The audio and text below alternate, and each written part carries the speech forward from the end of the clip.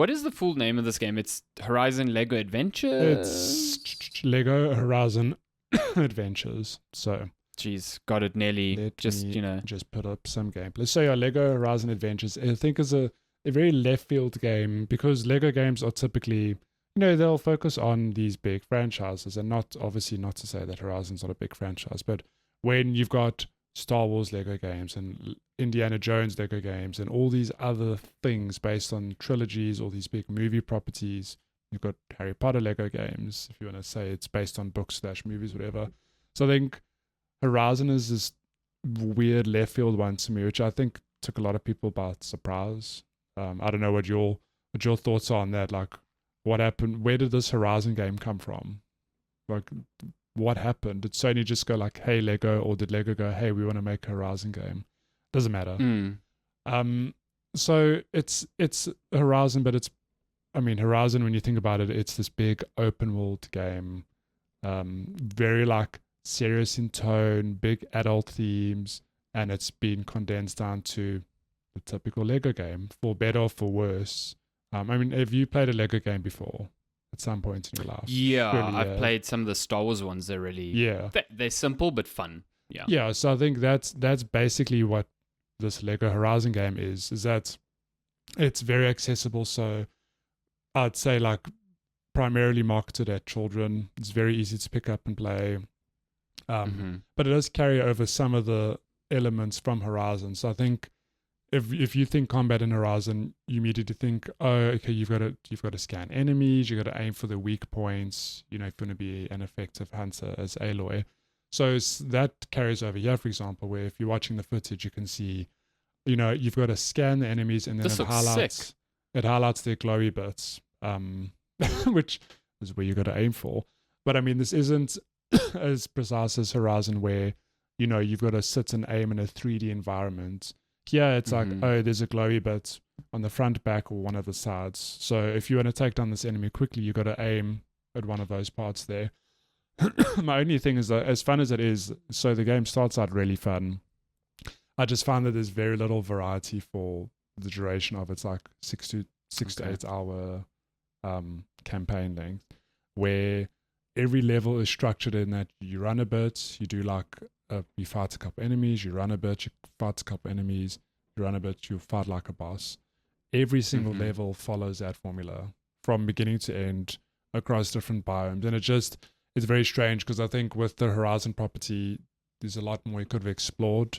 Particularly, like, I'm surprised that there's like some very light puzzle elements, but it's even using the word puzzle, it's like barely puzzles in some instances. You might have a thing of you're in a cauldron, and you need to, find an electric block to throw at an electric thing on the floor to open a door.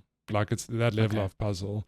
But I guess that sort of thing has been toned down because, like I said, this game is meant to be accessible to everyone. So for better or worse, it's super simple while retaining some of the Horizon elements. But you never got a chance to play it at all. No. I plan to, because it seemed like the sort of game that would be quite fun to play co-op with Shani, because she's not big into games, but we've played that game? Minecraft Dungeons, the sort of ARPG Minecraft thing. We played that a bit, and she kind of liked that. So I thought this would be of a similar vein, where it's like got mechanics, but they're pretty streamlined and toned down in terms of complexity, and there's a low barrier to entry in terms of like movement and precision and stuff like that. So it's very easy to pick up and play. And I think, I haven't played a Lego game for a long time, but I remember the way Lego games are typically structured. Like, let's take the Star Wars ones, for example. It is, you'll play a character that has a lightsaber, you'll play a character that has a blaster. There's always some other trick to certain characters. But and correct me if I'm wrong, you were incentivized to replay older levels because you might have unlocked a character with, like, I'm making this up, but like with a grapple, for example. But you could then go back to older levels to reach some parts that you couldn't reach before. Yeah, correct. Because each character fit into like a certain archetype that could utilize certain things in levels, so you had to keep coming back to them. This has none of that. There are four playable characters, so like Aloy, Aaron, Val, and I cannot remember the last name. Teresa. It's like one of the other characters from Horizon, and the only difference is the way they play in terms of the weapons they use. So Aloy obviously has a bow. Aaron has his hammer, for example. But there's no like gameplay mechanic or thing for each of them. Like one doesn't have a double jump, one doesn't have a dash. They all move exactly the same, and all that changes is their weapons. And the only incentive, not the only incentive, but you incentivize to play across all of them purely if you want to level up and unlock different things. So there's like a very light RPG system in the sense of as you play, you unlock experience for your character, and as you level up, it'll give you some other buff. So like if you hit level 3, your bow will do more damage. You hit level 4, you'll get an extra pip of health, whatever. So, I mean, the only terms of replayability on that front is if you want to come back and just replay the levels to level up your characters to get them to the max level of 20. So it's just weird. Like I feel that there's wasted opportunity with this franchise because there's a lot more they could have done. Like, don't get me wrong, it plays well, it looks great. Like I think, hands down, this is the best looking Lego game. It looks phenomenal based off of this footage. Yeah, everything's super shiny. All that, I mean, not shiny, like looks very like vivid and lifelike in this Lego setting. But it just feels like they've toned the game down to be too simplistic. Whereas I feel Lego games typically are very easy to pick up and play, but there's still some level of depth to them. And that, like I mentioned earlier, like playing different characters or having different things to incentivize you to go play past levels. This feels like it lacks that. And in terms of just the level structure, like I said earlier, the variety is just, it's lacking so much. All that changes is the biomes, honestly. Like the biggest difference is going from a typical level to a cauldron. And a cauldron follows pretty much like it does in the actual Rising games where it's indoors. Lots of cool like machinery stuff happening. But yeah.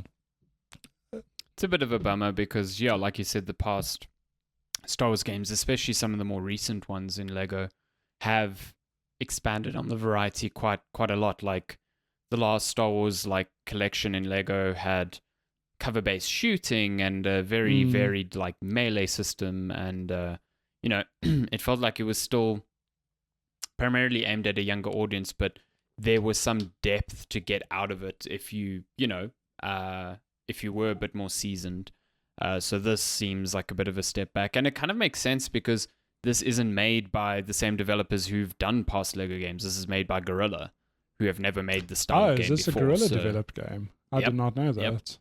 It's not Traveler's Tales or TT Games, I don't know, which make the other ones for Warner Brothers. This is a fully Guerrilla and Sony thing. So, yeah, I mean, some of that experience in making these sorts of games and making them replayable, I guess, is kind of lost in that transition, which explains a bit. But the benefit of that is that you get a game that looks light years ahead of the other Star Wars games, I think. No, it looks phenomenal. And again, like there have been elements pulled from, like, in terms of the enemies you fight and just that combat, like, it's very cool. You'll fight Lego versions of pretty much all the enemies you expect from the original game, from Thunder Jaws to God, now I'm blanking on some of the names, but you know what I'm talking about. Some of the bigger creatures. Like the Shell Walkers, like that's here, for example. It's the same thing of they've got a big shield in front of them. You've got to figure out how to do damage behind them. So there are elements like that pull over. It's just a pity that in terms of the variety, it's just lacking a bit. And in terms of like duration, it's 6 to 8 hours. Like, and again, we're not going to equate value to time played, but it feels like there's just wasted opportunity. Like you could have incentivized people to replay if characters had, unique movements abilities or things that just differentiated them outside of their core weapon. Yeah. So, yeah, it's a bit disappointing to hear because, yeah, the lineage of Lego games has become stronger and stronger with each release, and this, I think, mechanically feels like it's odd. Like, it looks really, really good mechanically from a gameplay perspective, but if that's the same thing you're doing from hour 1 to hour 6, then yeah, it loses all of its flair, I think. So I think I'll still give it a chance for Shani. I mean, she's got a pretty... give it a play. She's got a pretty low attention span, so she might get an hour in and be like, "That was fun," and then never return to it again. So no, look, there's good humor, and it's funny because, like, if you think of the story of Horizon, it's the super serious and not depressing, but it's like, oh my god, like what happened to humanity? What shame. Aloy is not who she thinks she is, whatever. It's funny because Lego does that thing where it just distills it into the most simplistic, humor-filled narrative, and there are some good moments. Like, I think silence in this game is hilarious. Like, makes me laugh. So there are some good elements. Nice. Yeah, I'll give it a go. At least it looks, in terms of eye candy, it's there. I think it looks really, really good. Pretty, yeah.